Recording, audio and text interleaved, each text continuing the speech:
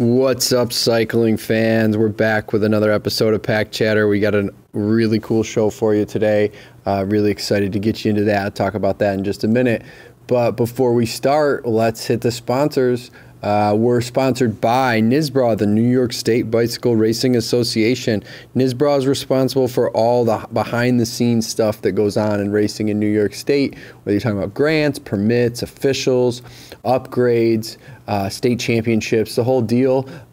They're great people. They do a lot of hard work to make all those things happen. So show them some love. Get on their website at nysbra.com. Follow them on Facebook. And the first state championship of the year, you can win a gravel state championship at the Prattsburgh Gravel Classic. So I believe that's the first one on the schedule of state championship events sponsored by NYSBRA. So we'll see you at Dirty Bikes there and come out and win yourself a gravel championship.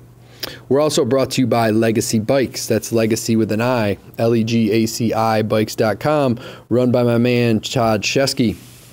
Todd's been doing bikes for a long time, and he can get your kid up and running on two wheels. No training wheels, get them right on the balance bike so that they go from the balance bikes to the pedal bike. He's got a great selection, so hit him up and he will hook you up. Spring's here, get your kid outside. Todd's also got a clinic going on Saturday and Sunday this week, the 30th and 31st of March.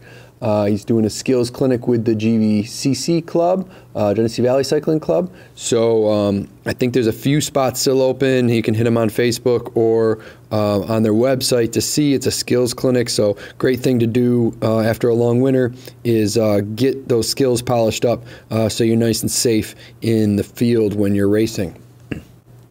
We're also brought to you by Dirty Bikes. Just a little over 2 weeks to go. We're almost there. Super excited for that. One of the things we discuss in the show today is we have a huge addition to the field and to the whole series.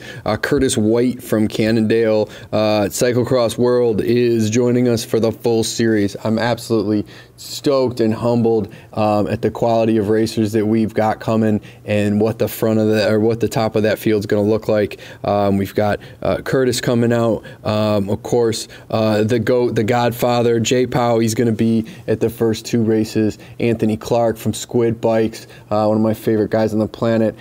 He's going to be at all three events. Mike Jones, the defending champ, another just stellar dude. He's going to be at all three. So the competition there is unbelievable, really world-class guys, and we're just absolutely humbled that they're coming out and supporting our events. So come out, meet those guys. If you want to race elite, you can throw down and race against them, but you don't have to race elite. There's lots of options. There's intermediate fields, there's masters fields, there's fat bike fields, there's sport fields, there's juniors fields. Every men's field, there's a women's field of the equivalent. So everybody's got a chance to come out and race at their level against their competition, as well as to hit unbelievable courses, tons of prizes. We got great raffles for the post-race parties that are open to all riders. I got unbelievably cool bags from Castelli that they just sent me. We've got stuff from, once again, Nut Butter that we're going to give away at the after parties. We've got handsome young ladies playing at the first after party. They're a killer band. They're going to play after the first race. So lots of fun, great courses. Get out, ride your bike, have a good time with it, and check out some of the best racing in early spring that you're going to find anywhere in the country at Dirty Bikes. We're also got a little preview ride coming up on Sunday for that. So if you want to see what the Prattsburgh course is going to look like, join us on Sunday in Prattsburgh. There's some info on our Facebook page. You can go out with me at 9 o'clock and do a little more casual, sort of intermediate level ride, or you can go out at 10 o'clock with the fast boys and girls and do a little faster ride and see what that course is going to look like and what the conditions look like. We did one last week at Austin, had a great turnout and a lot of fun, and of course, you know, had a few beers and a meal afterward, and made it social like we always do, because that's how we roll. So get out, sign up for Dirty Bikes, come on out and join us for the preview rides if you're free, and we'll see you in a couple weeks at the first race in Austin. All right, that brings us to our first guest. He won the Dirty Bike Series last year, and he's going to talk a little bit about gravel and a lot of other really fun stuff. My man Mike So-Pro Jones. Mike had a great pro career. He won some big events, Bat and Kill being not the least of which, and really had an awesome career and kind of stepped away from the sport for a few years, came back and started racing amateur again 2 years ago. And now at 41 years old, after an 11-year hiatus from pro racing and with a 4-month-old son at home, he's back on a pro contract. So we're calling this the comeback episode because it is a comeback. We're calling it a comeback. And we're going to talk to Mike about racing gravel and where he's going to kick off his season there, and also what the rest of his schedule is going to look like, which will probably be mostly crits from the sound of it, which is pretty cool because I'm a big fan of the crit scene too, and so is Mike at this point. But the funny story here that will kind of frame the episode for us is we were having so much fun that I messed up the recording on the intro, and we lost a little bit of content there. Not much, but a few things. And the show kind of starts after we get rolling a little bit.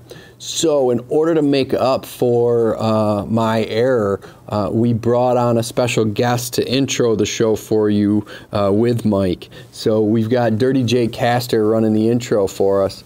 And he's got a few questions for Mike. So we're going to get 3 questions with Dirty Jake to start the show. And we figure we owed it a little bit to Jake anyway, because part of the reason we were having so much fun is we were busting on Jake.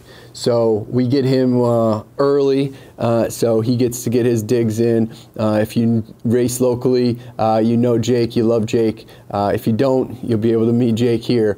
He's a great friend of mine, great friend of Todd's, and a great friend of Mike's, and all of us go way back with him and known him for a long time. So it was fun to get him to kind of start the show here for us before we jump in. All right. That's all I got. Let's get this show rolling. Here is Pack Chatter kicking off with Dirty Jake Castor and the gang. You'll never go out on a training ride and dig that deep. Awesome. We won gold. They're life rides. I'm like, dude, I'm still figuring this out. Lose sight of the fact that it's whoever goes faster. This isn't a road race. This isn't a mountain bike race. The sensei of sprint, Todd Shesky. My eyes are coming out of my head. Just get in here. Hey there, it's the Dirty Jake Castor on with Pack Chatter, coming in for Papa Tony, and got So-Pro in here today. Been hearing a little BS about these guys bagging on me for, hitting the deck pretty hard, getting myself completely covered in mud, which is basically my natural habitat. So I figured I'd open up the show because these guys dropped the ball and couldn't get the job done. I got Mike So-Pro Jones on, and So-Pro, how you doing tonight, buddy? Good, Jake. Good. How are you? Good. I'm doing Yeah, just you fine. obviously haven't listened to the podcast if you're talking to me because, we picked on you a little bit. Oh, Mike, I wouldn't expect anything less. I love you, buddy. I want to hear the most foul, nastiest things come out of your mouth about me. Anyhow, I got three questions for you. First of all, we can dive into this one a little deeper as the show goes on here, but what'd you think about the Ocean course? About that right now. The Ocean course was awesome. I think it's better than last year's. Right on. It was a little rough in spots with the snow still there. Hopefully that's all melted. But wasn't it just cool and racy? Like, it's just way more raceable. Yeah, no, absolutely. It's definitely it had some parts that are just going to be, they're going to be, if they're going full bore, they're going to be fun and hard. And, not only are you going to be watching the wheel in front of you, you're going to be watching for every hole, for every rut, which you weren't doing apparently. It's a lot. It's going to be great. Yeah, no, I think you're right. I could definitely see some early separation, but then super racy, like you said. I think there's lots of spots to chase back on, and you could definitely see some groups form, and it'd be fun to watch you out there, man. That was the big part you and I talked about, is that first hill will probably break things up, but there's a lot of time to chase. So. Yep, and there's some good visibility in sections to kind of keep people in sight and in mind, keep hunting them down. Awesome, man. Yeah, that was a fun pre-ride. Thank you so much for coming out and supporting that. Really, really was awesome to have you out there. Yeah, it was great. It was a good day. Absolutely. Okay, so next question, man. Tell me about. So I could be wrong on the year. I think this was like 84 or 85 that you actually won the Tour of the Bat and Kill, right? Tony told me you had kind of a late night. I wanted to catch up with you a little bit about that. Yeah. What was your kind of like your pre-race? What was your prep for that? It was 2006. Oh, forgive me. Yeah, I must have been a little confused. Yeah. My pre-race prep consisted of Dieter Drake set me up in a nice lodge there, and I was bored, of course, so I went to the local bar and hung out with locals till about 5:30 a.m. and woke up at about 6:30 a.m. and went to the bike race. And I'm pretty certain I probably shouldn't have been riding a bike, and I did great that day because everything hurt. And it's like there was no pain in riding a bike because I was already in awful pain. So, my prep was very good for that. And that's not the only time I won a big race with a gnarly night. But we started talking about that yesterday, and the part that got cut out because they were talking about drinking beer after the preview ride. And I just wanted to make note that I was not. So, yeah. Hey, while I'm absolutely in awe of your ungodly ability to, apparently drink a copious quantity of booze and get on a bike, I am also really stoked that you don't do that anymore, man. I like just racing bikes. Yeah, it's pretty freaking awesome. I like having a wife too. So yeah. That's a good thing. And it turns out my life is ridiculously wild without alcohol too. So yeah, no, we keep it pretty fun, don't we? And we want little Nick Mike to to have you around, not locked up like some sort of crazy animal. Yeah. Awesome, man. Well, glad you got that win back there, and whenever it was, in the Bat and Kill. Definitely stoked to see how these races pan out. I'm stoked that the competition is so stacked, man. It's gonna be an absolute gong show. I guess it's gonna be awesome.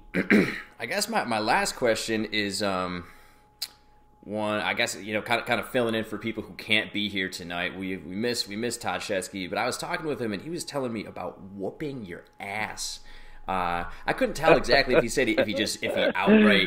he just rode you right off the wheel or if it was like a heads up sprint. But do you have anything to say about that? I can't remember what race that was. I think that might have been back in the 70s. Yeah, it's 37 years ago, and I guess I didn't drink the night before because I had an awful race because Todd beat me and I was a pro. So I really don't even remember where it was. I just remember it was a sprint, and I'm no sprinter, and Todd is. So I don't care if it's what race it is. If you go to the line with a sprinter, a faster guy is going to beat you. So, yeah, Todd did beat me, and surprisingly, he mentioned that after he mentioned Somerville because that's I figured Todd would talk about Somerville or talk about when he beat me yesterday. So, but yeah, it's true. I got to hand it to him. He smoked me, and but I'm okay with that. You're a humble man. Well, we are cordially inviting Todd Shesky to come out and race a little gravel, race a little Inform, SoPro in the early season here and throughout the season. I'm happy to see that matchup in any format these days. Hey, Jake, maybe you guys can get together and talk about last year how you hurt me on the climbs, and he could talk about when he beat me. Yeah, that'll be real good. I'll talk about the proudest day in my own personal cycling career when I looked over and I could tell that Mike Jones was actually suffering a little bit as he rode quickly back up to my wheel while I tried to drop him. Can you tell us about the race, Jake? Oh no, it was a casual group ride. That was also an Ocean preview ride in the fall. So yeah. It turns out the Ocean preview rides are pretty hard, just like that race is going to be. Yeah, I hope you guys have a good time this weekend too. I won't be able to make that, but that sounds fun. Yeah, it's gonna be fun. It's okay. We got Mark McCarthy filling in for you. He'll be out there having fun. It's gonna be a good. Yeah, that guy's an animal. He's a monster. He's a monster. Yeah, it was great to have him last weekend, and we're gonna have a bunch of people out there crushing it, man. It's gonna be good. Cool. All right, brother. Hey, great having you on here. Cool. Thank you, guys. Yeah. Hey, we'll catch up with you in the very near future, Mike. All right. Talk to you soon. Thanks, guys. Hey, this has been the Dirty Jake's 3 Questions with Mike SoPro Jones. Thanks for tuning into Pack Chatter, and follow us on all sorts of social media. Hey, please enjoy the rest of the show. I hear they dragged me through the mud even harder than I dragged myself through the mud this weekend.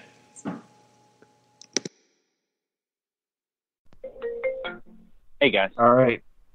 What happened? Damn it. We good? I got everybody? Yeah. Oh, Yeah, good. Sorry about that. I don't know. Everything 100%. just froze on me. It just went down. I've never had that happen. I do this on an old ass Apple computer that I kind of keep all this on and then use my other computer for other stuff. But maybe I got to start using the other one. Yeah. So you relegate us to the worst equipment you have. I get it. So. I do. So, all right. Well, anyway, so we will definitely have to do a little edit there. I don't even remember where we were now. It's been so long. Oh God. So pick up where we will, I guess. I don't know. What was the last thing we heard? Do you remember? So talking about who's coming. All right. All right. So and Timmerman's probably not going to make it. Yeah. Power's going to make like 2 of them, and you got Anthony Clark coming, and who else we look at is Magnus. I don't think is going to be making it. I think he's going to be in Europe racing. No, Magnus is not. He's going to be in Europe. But the one that I was getting at there, that before we got cut off, is I got a text tonight, and I haven't talked to him directly, so it's not 100%. But I think it's pretty reliable. Is Curtis White is going to come to all 3, so that will definitely elevate the competition for the overall and for each race. Man, nice. How about Kevin Edwards? I haven't seen him on the registration. Have you? I haven't seen him yet, but yeah, I haven't talked to him yet. No, I'll have to send him a message. But he's pretty faithful. He's been to pretty much everyone since the start. So I may have mentioned this to you before, but he's great to race against. Just a great sport, and he could have won the series that day that we went the wrong way. He basically waited for us. If he was not a good sport, he could have just kept going. But he wanted a good, honest race, and he could have kept going and won the Prattsburg one, and then have won the overall series. So that's pretty cool. I like when he's there to race. Yeah, he's a classy dude. He races hard. He's been at, like I said, I think he's been at pretty much every one we've ever done. I think he's been on the podium at almost every one we've ever done. I did the numbers last year, and he definitely had the most. And it seems like no matter how much better the competition gets every time, he still is like in that mix all the time. Yeah, just a really tough dude. It's really a pleasure racing him. And that whole crew that he has with him are just tough dudes. And then of course Jake Castor will be there. Yeah. Oh shit, man! I hope you're training. If he doesn't crash. Well, there's no if. Like, there's no if. He was crashing on the training ride yesterday. I was dying at your story, Mike, on Instagram, where you got Jake and Sean both going down, covered in mud, and you're filming them, taunting them. Like, that was just priceless. Oh, Jake loves it too. I mean, he's bloody. He's just no big deal. Just fell in the mud all over the road, yard sailed all the way down this dirt road, and loves it. Yeah, no, he had mud on his face the entire time at the restaurant afterward. Didn't wipe any of it off. Like, all of his kits are ripped. I have a separate kit stash for the team that's just Jake. It's just kits for Jake because he's going to rip all of his stuff before the end of the year, and we got to get him in something. You gotta reserve a PR set of bibs and jersey for him, just so when he shows up to do something for your sponsors, that he doesn't have tears in it, right? Yep. Yeah, every time. You make him give them back to you at the end. That's the great thing, that came out of that series last year, getting to know Jake, because he's become a close friend now, and I really enjoy his friendship. Yeah, he's a fun guy, and all three of us kind of go back with him in different capacities. Todd the farthest. Todd was coaching him as a junior, so we all kind of have our good Jake stories, but Todd's got him from the beginning. Yeah, we had some good stuff too back in when he was doing MVP days and getting him rolling, and that's why he kind of joked around and said don't do everything that Jake does, because he did some pretty crazy stuff. I'm like, dude, you just got to stop, and I was crazy enough to take him to Peru for 10 days of mountain biking, so you can imagine how crazy that was. Oh yeah. We had some great stories from down there. I thought at one point him and Ryan Nye, and I thought either one of them at one point. I thought I had to tell him, like, oh guys, look, like if something happens or you realize there's like nobody's coming, man, we're in the middle of like nowhere, right? I mean, there's nobody going to be airlifting. It's going to be like 10 hours for like a gator to drive out here, So, but. Yeah, but he's always pushing the limits though, and definitely fun when you do those types of rides and the gravel and stuff. He's not holding anything back, so he'll be racing full force, no doubt about it. So yeah, and I love you guys got Sean Meyer. He's racing with our team this year, so Jake's got him out and been riding with him, and of course we talk him into gravel, so he's out on his first gravel ride with you guys, and you raced on this team with Sean last year, so obviously you know him well, and of course he goes down and he's covered in mud too, so it's kind of like, yeah, welcome to our program. This is how it rolls here. This isn't Nalgene anymore, dude. Like it's gonna be crashy and muddy. Yeah. Well, maybe I'm kind of glad I didn't try to venture out on that. Then I stayed to the safety of the pavement. I don't want to throw them under the bus, but it really wasn't that bad. I'm just like, these guys. These are on nice clear roads. There's just some ruts. Yeah. And I mean, the ruts usually go straight. So. Well, you guys were supposed to be the more advanced group. I took out the more novice group, and none of my people crashed too bad. I guess we had one girl; she went down a little bit, but we all came back intact. So I don't know what you guys were doing. Yeah, pushing the. Well, limit. that's because you guys were walking the stuff. We saw the footprint. That's right. That's right. They were pushing the limits and actually rode the whole thing. So, oh man. So what's outside of the gravel though, Mike? So, I mean, that's not going to be the team focus, right? Or do you have some of your teammates coming up for it, or what's kind of the I'd love to, and I haven't mentioned it to them yet. I don't think I kind of know their schedule anyways. So the team is going to Europe for some races, not me. The bulk of the team is. Other than that, I'm going to do the gravel, and then I'm going to hit a Brinkerhoff race. I've never done those, so Michelle and I are going to go to that next week and then stay a couple nights in Lake George to try to make just a long weekend. Nice. And then I'm going to go down and do the Spartanburg crit, Athens Commerce crit at the end of April. So that should be my first faster racing. And then I just got to race in the shape because I'm not very good at training really, really hard and deep. So I got to do the races to go that deep.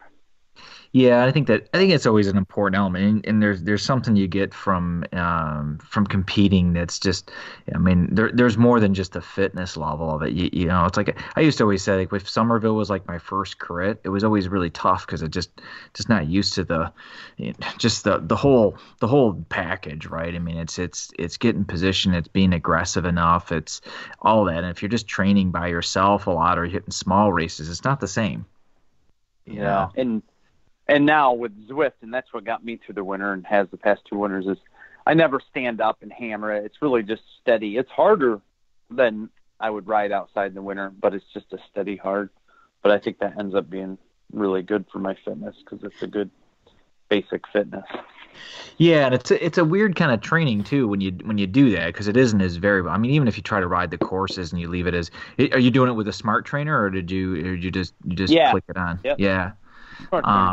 Yeah, so I mean it's better. I mean it's been kind of a diversion. I mean it was bad the other day, and so I just did a couple hours while I watched. Actually, I did Saturday because I don't know, maybe I'm just getting soft, but I was like, it's kind of cold, and it wasn't real great out, and I didn't want to ride through a lot of wet road, and so I wound up just doing like 2 hours with the Zwift turned on and just watched Malence and Ramo, and I was like, well, I felt kind of a little cheated because I didn't get to go outside, but at the same time, like, yeah, I also didn't get like frozen feet and all that business, So, and it's an interesting thing when you train on that trainer, is you realize like, yeah, you get these steady efforts and you just get that kind of that constant pedal. You just, even on Zwift, you don't get to coast a whole lot.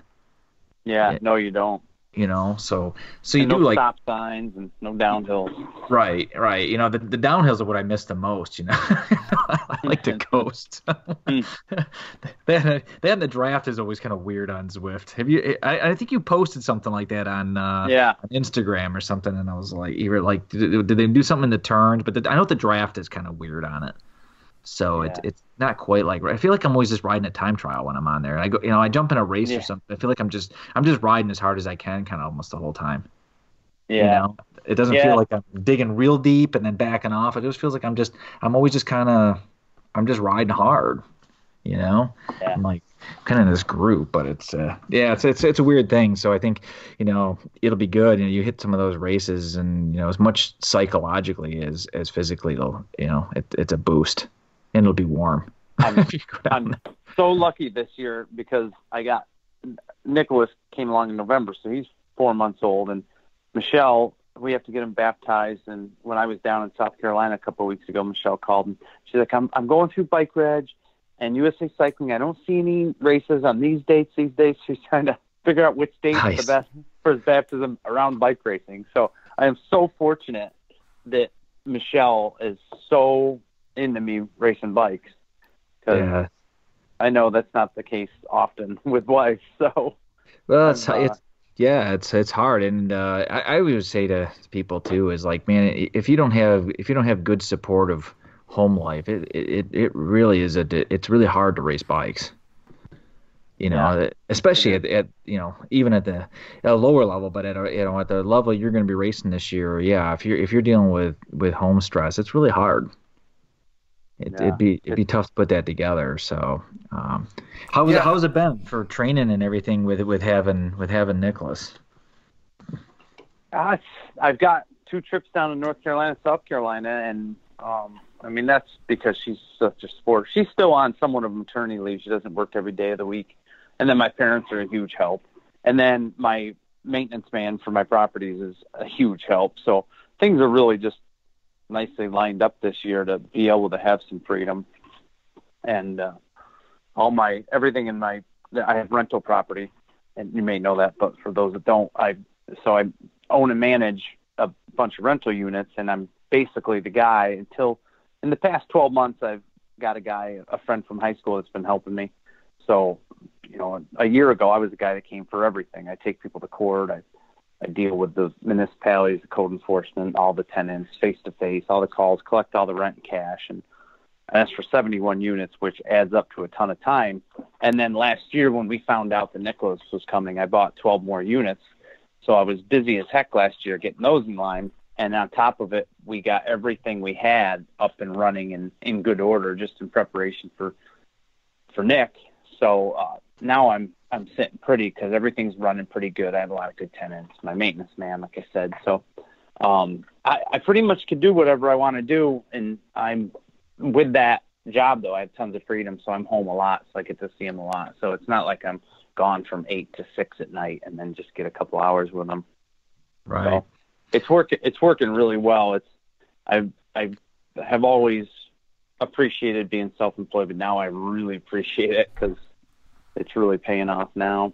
So how do you like the father role in general? I've got a 2-year-old, so kind of a new thing for me, and I know it's a new thing for you. I found it made me way more efficient, that's for sure. But just in general, how you liking that experience?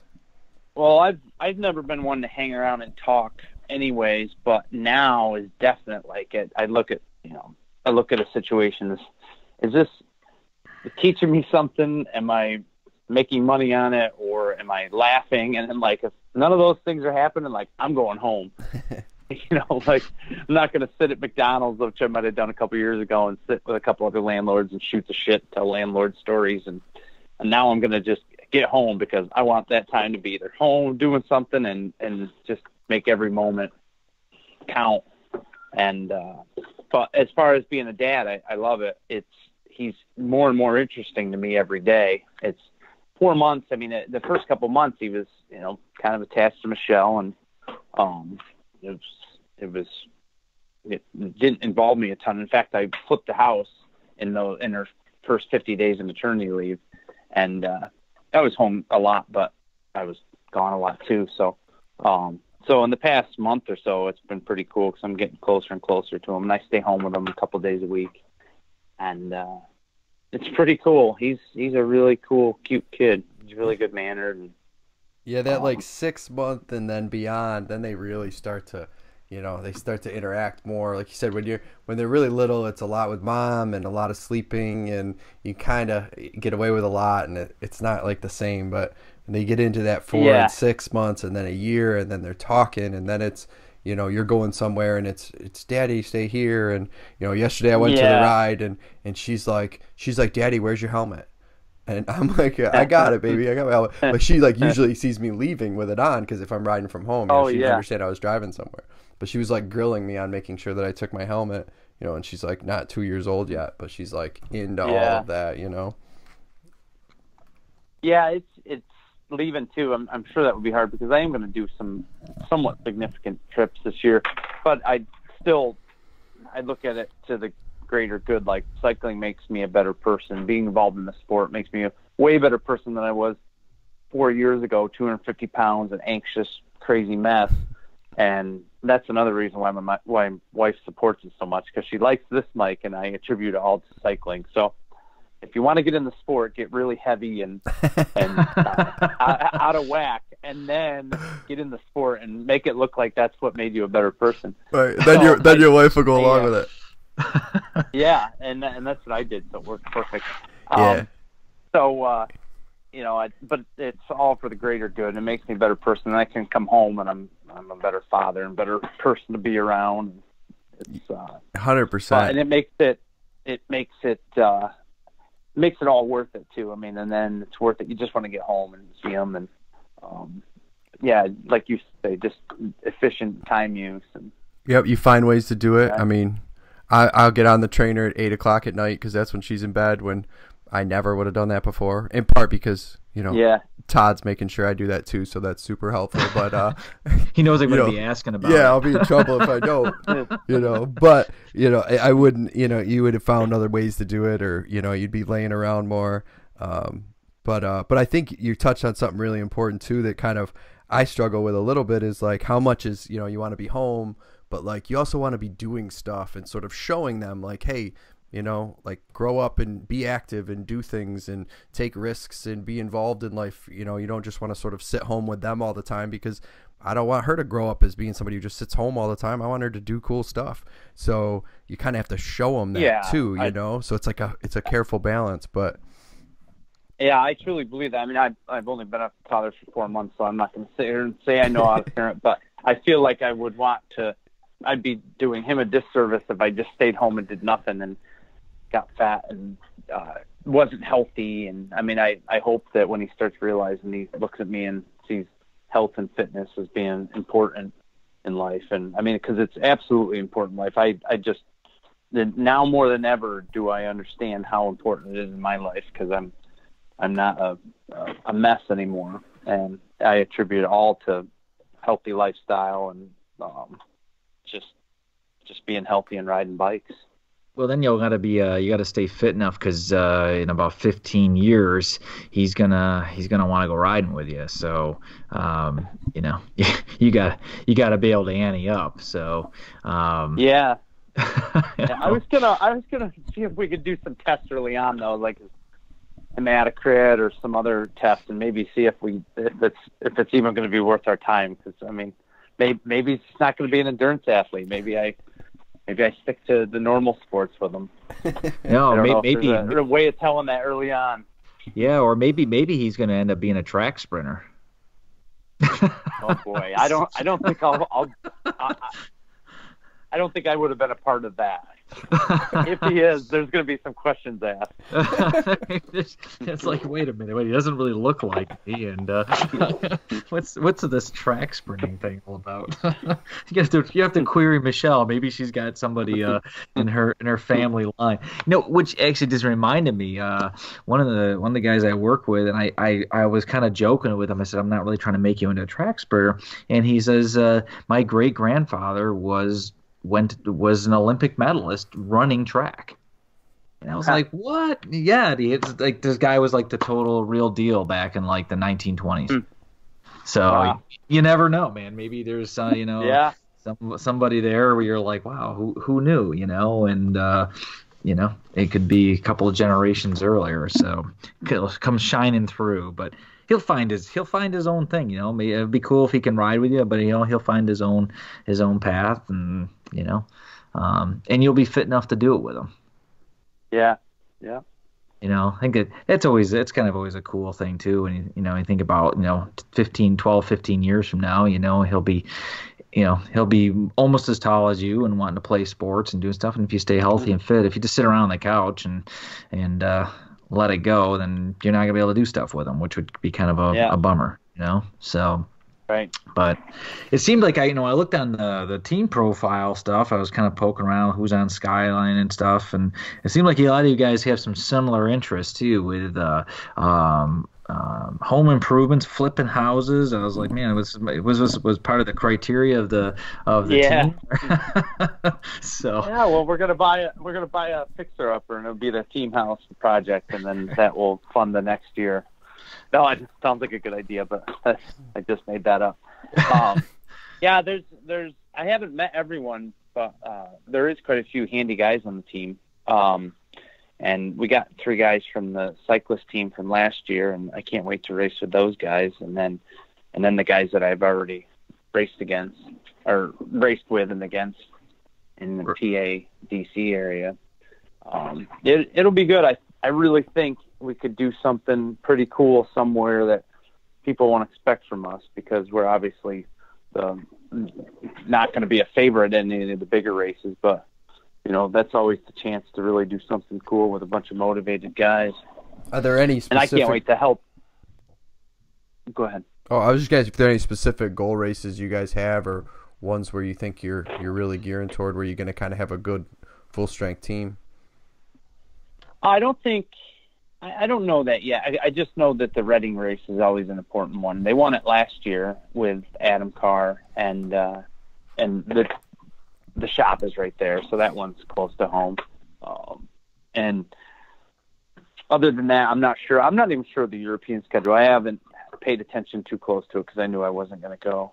But I'm sure those guys are G'd up for that, because how can you not be? Any race over there you should be excited about. I just can't wait to help the guys in any way, because I truly don't care about my result, my placing or anything. And I'll do whatever it takes. And especially without my speed, finishing speed and all that, and just have more raw horsepower, I really can help the guys some way, somehow. And I'm 100% not afraid to just lay it down for them. I don't even care if I finish. So I think a team of our caliber, I don't think there's going to be too many focused races. I think just every race is our opportunity to do something big. Right. And so what's kind of, give us a little idea of what there's this diabetes kind of mission folded into this thing. Kind of what was the impetus for the forming of the team, and what is Skyline, and what's the program all about?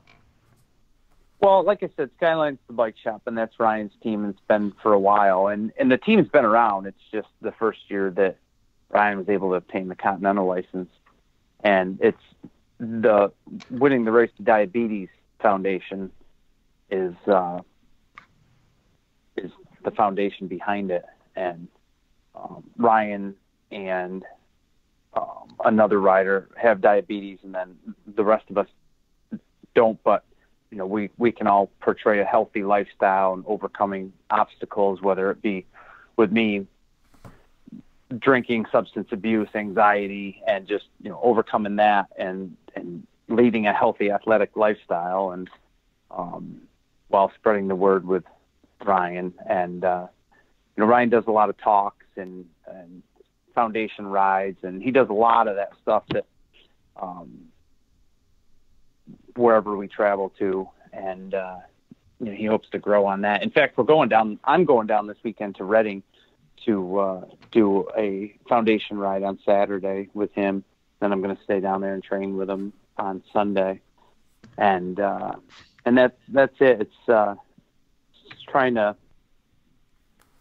spread that message, and because type 1 diabetes, there's like 30 million Americans with it, and I'm much like, I think, when I was diagnosed with hypothyroidism, which is not that major of a thing, but I suddenly thought my cycling was over. This was like in 2000 or something. I thought, oh my God, I'm never going to be able to be a cyclist now, and I can't imagine being diagnosed with type 1 diabetes and then thinking what's going to happen. So Ryan's the perfect example of not letting some big thing like that stop you and your dream. Because like I said, I think he's gonna ride a bike in some way or another for the rest of his life, like I hope to. So. Right. Does he have other people on the team? Are you guys kind of all involved with some of the talks and things as part of the kind of the racing? Is it something that's kind of developing as he goes, or how is that kind of? Yeah, I think it's development as he goes, because it's the first year for a big team. I mean, he's always had a handful of guys on it, but this is the first year that he's having it at this caliber. And but they did some rides out in California, and like I said, we'll be down in Reading this weekend doing a ride. And then, I actually haven't even seen Ryan face to face this year, so that's one of the reasons I'm going down. I didn't make it out to the California training camp, so I'll find out a lot more this weekend. But he's the main man behind it, and he's the primary example of not letting it stop you in your dreams. So and then we're just here to help promote that message. And yeah, because I think a couple of you guys probably have some pretty compelling stories, and I think it'd be cool, and just looking for those opportunities and things you can do at these different races.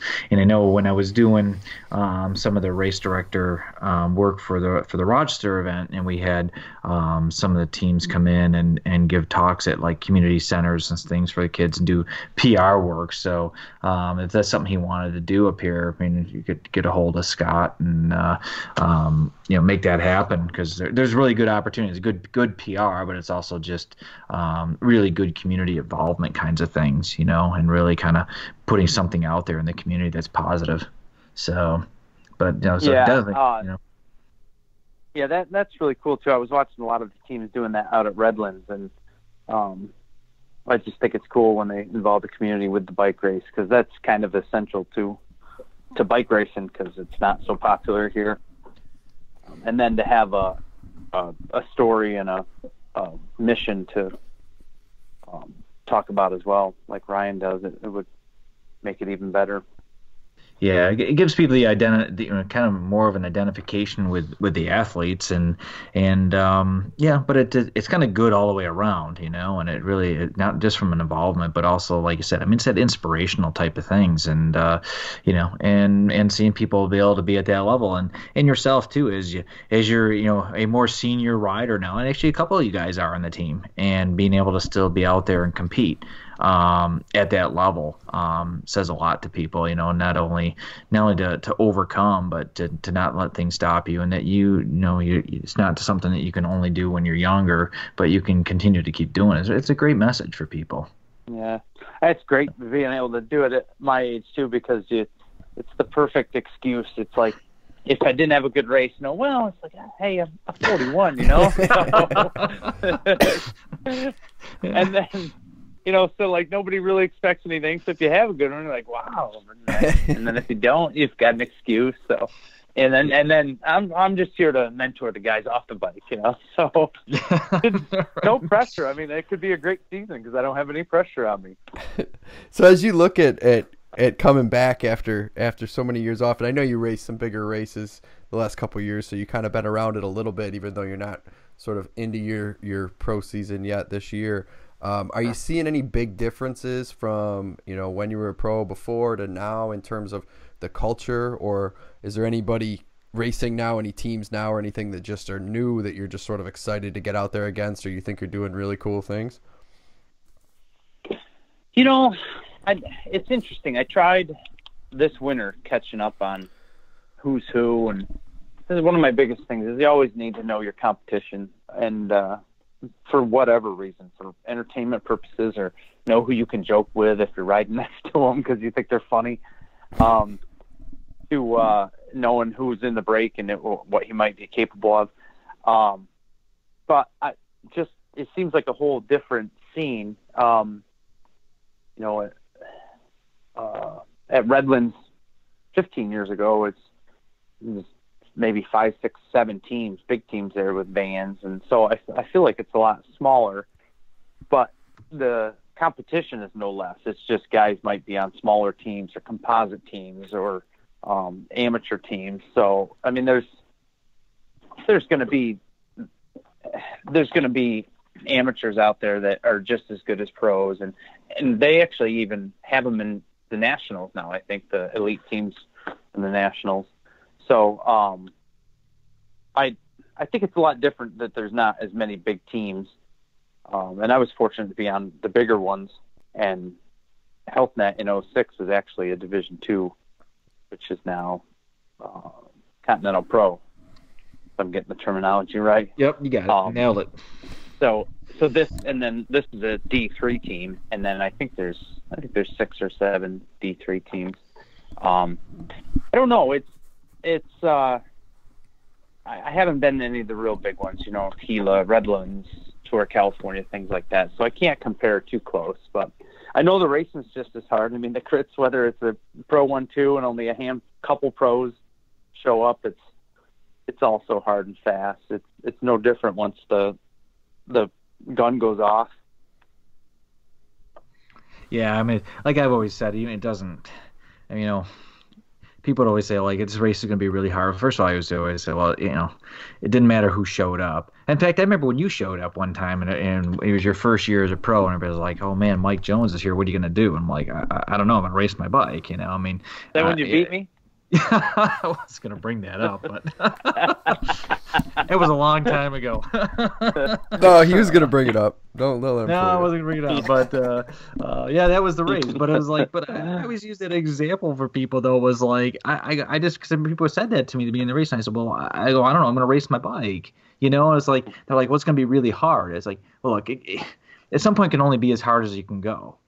And so, and I always said, and it's just a name, or it's just a logo on the license too. I mean, it's just because someone might have a pro license or something. I mean, I wasn't really much different than the year before that I was probably at that race, but a lot of people get intimidated by that. But well, they do, and they get it in their head, and and I always said, like, it didn't matter if we were racing for an avocado or $1,000 or $10,000. Like when you're going hard and you're going for the win, you're not holding back because it's only going to be for an avocado.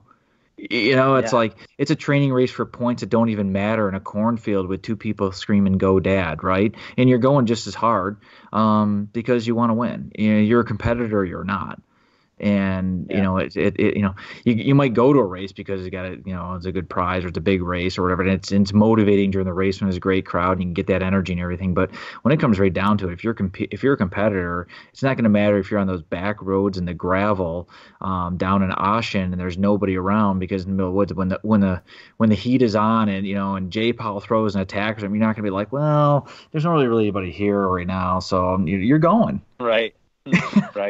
So, yeah. So I think, just because they're smaller teams or whatever, and there's going to be some amateur, they're going to be good guys. There's guys going to be hungry.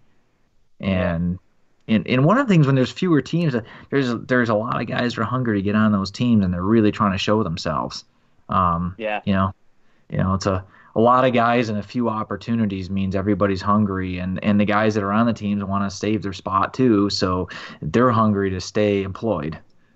So There's nobody giving anything up in any of those races for sure. Nobody's backing off. Is So it I think- different now with more of a crit focus than a road focus at that level than when you were racing before?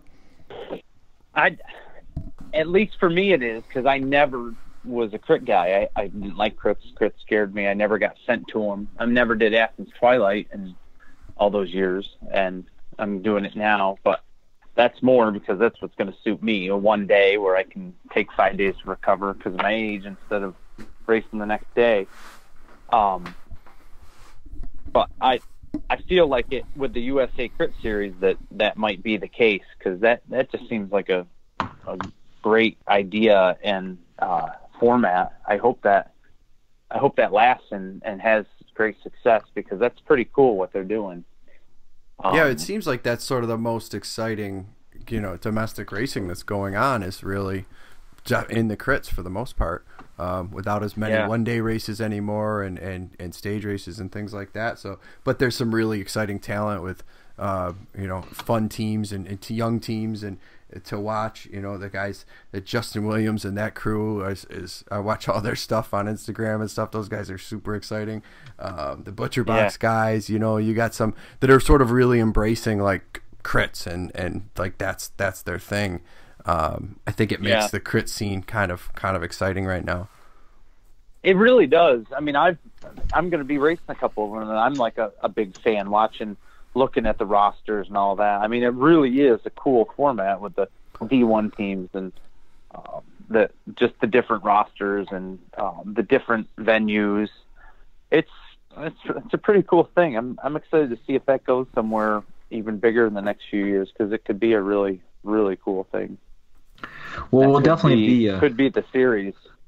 Yeah, well, and USA Cycling is looking at pushing forward more one-day road races too, which I think is it was something that was talked about just the other day, bounced around. I don't know what format that was, but new leadership with Bob out at USA Cycling, and him saying, "Hey, this is going to be the push." And I think it's a good push. Trying not to push the stage race so much as the one day race, and the crit scene as well is going to be part of that. But that's what's always what's drawn the U.S. crowds, and it's exciting. And certainly we'll be looking for you at Rochester. And it's a good venue for you because it's just freaking hard. It's one of the hardest courses, Yeah, I just got thrown into that 2 years ago, and I ended up riding good enough. And then last year it was good enough to make the break. So I'm excited to. And last year I think that was the end after all the gravel series. So I was pretty tired, and but I was fit from that gravel series. But it will be good to go actually in shape this year, because I think I was just starting to get in shape after the gravel series kicked my butt. Yeah, and you'll have some of those I'm fast excited races for this year. Yeah, you'll have some of those fast races, right? So that should up the game. I think that was my first fast race. Yeah, because the gravel is a bit like Zwift, like just it's hard the whole time. There's no break. Not necessarily the ups and downs out of corners and attacks like the crits. Right. But that'll be my primary focus this year. The crits, just because of my ability to do them. Right. And that kind of makes the crits more exciting too, because there's 100 guys start, however many, I don't even know. It's 100 guys start a crit.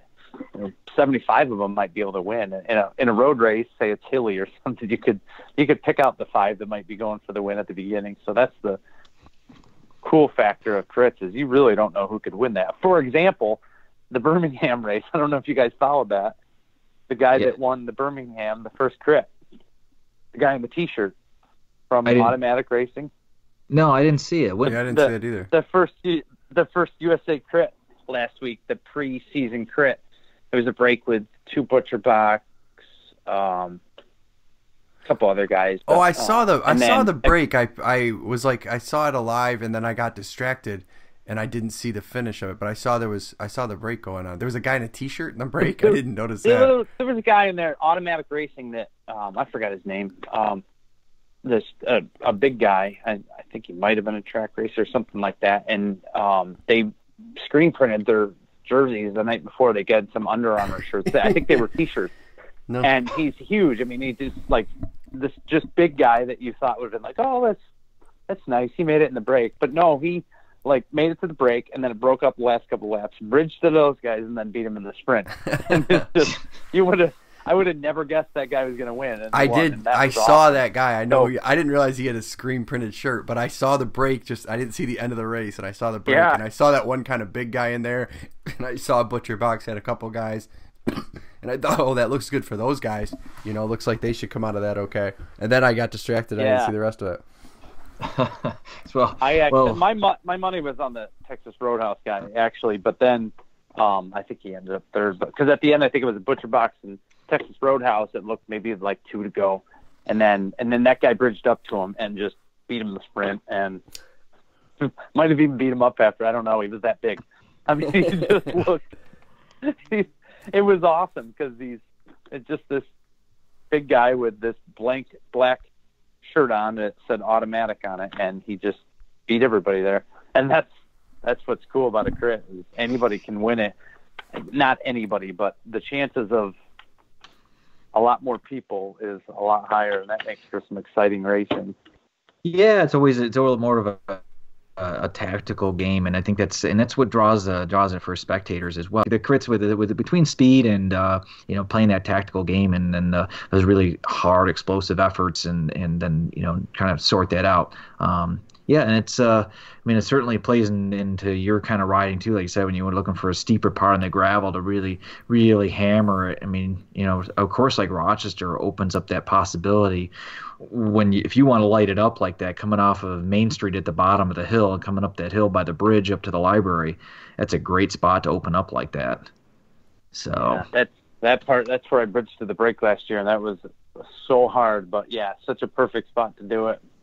It's the spot where if you're also a little bit on the edge, it's like you swear you're like, oh, maybe I'll be okay when I get to the finish line, but it keeps going up. And it sure does. You turn to go in Bauchelon place, and you're just like, I can't pedal anymore, man. I'm done. I've been there so many times, and and you said 75 guys might win, but really, if 100 guys start Rochester, really only about 35 guys are going to finish. I hope Rochester promotes a little more this year. I feel like I didn't hear anything about it last year. I didn't hear anyone talking about it, but it's such a great race. I hope the attendance, as far as the competitors, not the spectators, is up. Because it was a little late last year. Yeah, and I think the date moved a little bit this year. It's also not split between Wilmington, and last year that was a big deal. There was a lot of split off from that, and nobody was happy about it. It just kind of hurt both events, but that's been squared away. The calendar's clear, so I see it on a lot of people's calendar. So it should be a really hot one, and the crowd's always good, as you know, and I'll be kicking back and enjoying the racing, and not trying to destroy myself this time. I'm excited. I'm excited for that, and then I'm excited for the Electric City Classic. I don't know if you've heard about this. What's that? The promoters of the Reading Rad Sport are putting on a Reading-style crit in Scranton in August. I think it's August. I could be wrong on that. So another big crit like he does the Reading Reds, the West Reading Criterium. That's nice. And he's doing the same thing in Scranton. So that's cool because that's only an hour down the road. Yeah. When do you know the date on that? When is that? I don't. I don't remember. Michelle knows because she's been working around. She's been working on baptism dates and everything. But just if we want to know what Mike's schedule is, call Michelle. August 24th. Oh, okay. August 24th and August 25th. So perfect for this area because that we've for Thader was always around there. Yeah. So we've had that void. Yeah, a couple years ago we had Thader and Rochester both in late August, and it was awesome. It was just perfect for both of those, and then Rochester moved, and Thader dropped, and it kind of left a pretty big hole. Even in August in general, there's a couple good local races in the beginning, and Trumersburg brought that up last year. They're coming back, so a couple of smaller local stuff there in the beginning of the month. But yeah, that's a good time. So hopefully that'll be a good turnout. Cool. Yeah. Well, Mike, man, I hope you, we're gonna be definitely watching. You're definitely one of our local favorites. Heck, you're one of our national favorites for as far as that goes, right? So it's great to see you come back and just keeping it real out there and keeping it fun. And I think Ted King said something the other day on Twitter, which was really cool, and it reminded me of you. And he was referring to Peter Sagan. And when they were asking Sagan about, what was his chances at Milan San Remo, or was he worried? And he was just kind of like, hey, it's a bike race, and Ted made this comment about, like, this is why, like, Sagan's awesome, something like that, because, he understands it. It's just bike racing, and it should be fun and entertaining. And he just, and I just thought of you when I thought of that, because I'm like, you've always just taken racing and said, it's fun, it's entertainment, and I'm going to race hard, and I'm going to have fun with it. But at the end of the day, it's bike racing, and it should be just. You got to remember, at the end of the day, if every guy got off the couch playing video games, drinking Mountain Dew, I would have never been a pro. None of us would have been at the level we're at, because we're just lucky to be here, and we're good because we're the ones that show up, and there's nothing special about us, but we got to just keep it fun and just have fun. I mean, that's like why I'm so tight with Jake now, because it's just go have fun, race fun, have fun, keep it positive. Yep, absolutely. So, well, cool. Well, it's glad to see you get picked up this year with a good squad that fits you, and we're gonna be it's gonna be an exciting year. And so I may not be out in the mud. I'll wait till you come to the pavement, but. I'll be looking at the results sheet. Yeah. So. Maybe I'll talk him into the truck with me, and we can harass you with the speaker and the music blaring out of the back of the truck. I'll tell you, that looks fun in the truck. A couple years, if I sit it out, I might come hang out in the truck. I was a little jealous. You leapfrogging us, driving dirt roads. Yo, it's the best part, It's all man. fun. Everything about that event is fun. It's a lot of fun. So looking forward to that again, and we'll see you then. And we're going to do a little pre-ride at Prattsburg on Sunday, so if you're free, maybe we'll catch you on Sunday. No, I'm going to be in Reading, but I saw that. I would have loved to have done it. Yeah, we'll go check the course out there. So we'll send you some photo of Jake crashing and Sean in the ditch, and you can see how those guys do with it. So Cool. Well, thanks for having me, guys. All right, yeah, man, always a pleasure. Fun. All right, bye.